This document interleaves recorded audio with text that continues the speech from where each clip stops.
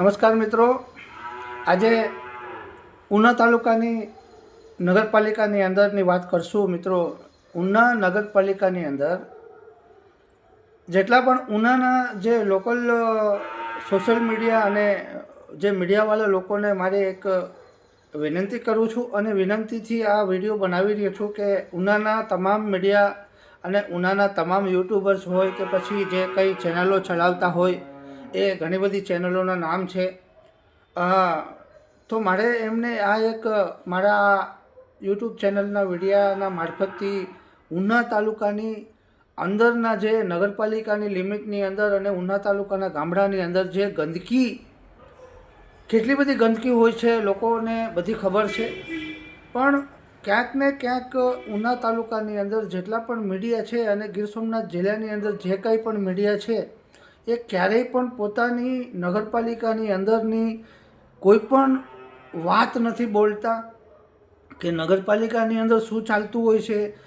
ઉના તાલુકાની નગરપાલિકાની અંદર તમે વિચાર કરજો મિત્રો કે મેં જેટલા પણ મેં વિડીયા બનાવ્યા છે એ એટલા ગંભીર ગંદકીના વિડીયા છે કે એની અંદરથી તમે વિચાર કરજો. આ વિડીયા બધાએ જોયા છે મિત્રો, અને આ જે ગંદકી તમે વિચાર કરજો કે એટલી બધી ગંદકી હોય છે. હજી પણ ઉના તાલુકાની અંદર ઉના તાલુકાના જે નગરપાલિકાની લિમિટની અંદર જે એરિયાઓ છે, હું એરિયાના નામ દઈશ તમને કે મુસ્લિમ સમાજનો એરિયો હોય, કોળી સમાજનો એરિયો હોય, આ બાજુ વેપારી લોકોનો એરિયો હોય. હવે તો બધા લોકો બહાર નીકળી ગયા છે. વેપારી સમાજ તો પૈસાવાળો હોય છે ઉનાની અંદર, કારણ કે ધંધા પાણી બહુ સારા ચાલતા હોય ભાજપની સાથે મળીને.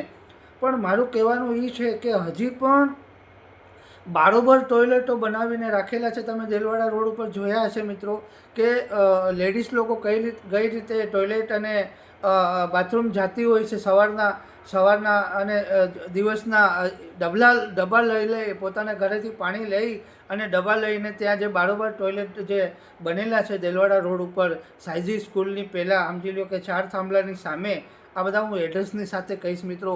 એ જે એમની સામેના જે રોડ છે, મચ્છી માર્કેટ હોય, 4 થાંભલાવાળા રોડ હોય, પછી ભોયવાડો હોય, પછી તમે મિત્રો અંદર તમે જોજો, તમે આખો પ્રવાસ કરશો તો ખબર પડશે કે એની અંદરની જે ગંદકી, એ ગટરો એ કેટલી ગંદી હોય છે. ત્યાં ભૂંડણા રખડતા હોય છે.